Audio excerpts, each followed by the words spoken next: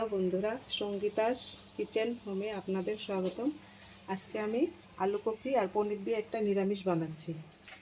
এখন কড়াইটা উনুনে বসিয়ে দিলাম।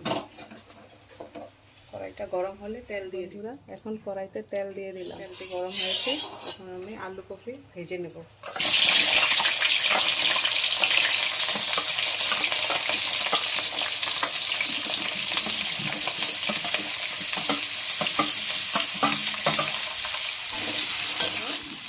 আলু কপিটা ভাজা হয়ে গেছে, এখন নামিয়ে ভেজে নেব।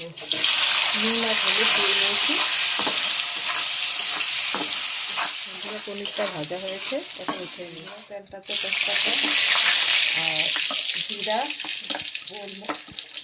এলাইচি আর দারচিনি, গরম মশলা, এলাইচি, দারচিনি, আদা বাটা, টমেটো পেস্ট একসাথে দিয়ে দেবো।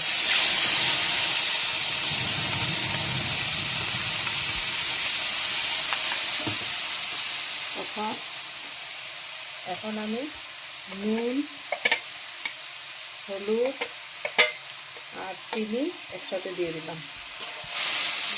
তেল থাকছে, আমি কপি ভাজা আলু কপিটা আবার দিয়ে সাঁতলিয়ে দেবো।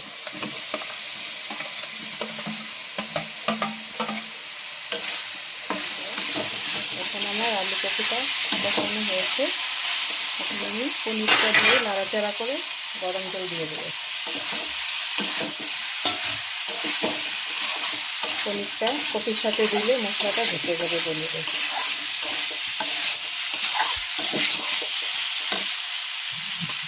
গরম জল দিলাম।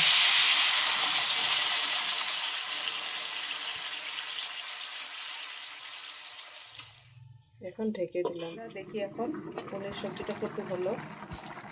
এরকম সুন্দর আমার হয়েছে, অল্প ঝোল ঝোল আছে। আপনারা যদি চান মাখা মাখাও করতে পারেন। আমাদের অল্প ঝোল লাগে, তাই আমি অল্প ঝোল রাখছি। এখানে অল্প ধনিয়া পাতা দিয়ে দেব আর 1 চামচ ঘি দেব।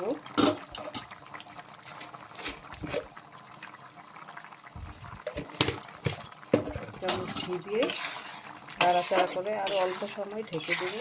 আগে আমি জিরার সাথে গরম মশলা, এলাইচি, দারচিনি বেটে দিয়েছি।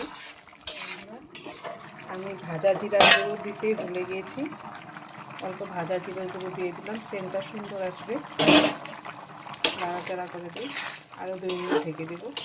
পনিরের এখন আমি নামিয়ে দেবো। দেখেন আমার পনিরের সবজিটি কি সুন্দর হয়েছে। বানিয়ে খেয়ে দেখবেন, খুব সুস্বাদু। আর এরকম রেসিপি পাওয়ার জন্য আপনারা লাইক করবেন, শেয়ার করবেন, সাবস্ক্রাইব করবেন, বেল আইকনে একটি ক্লিক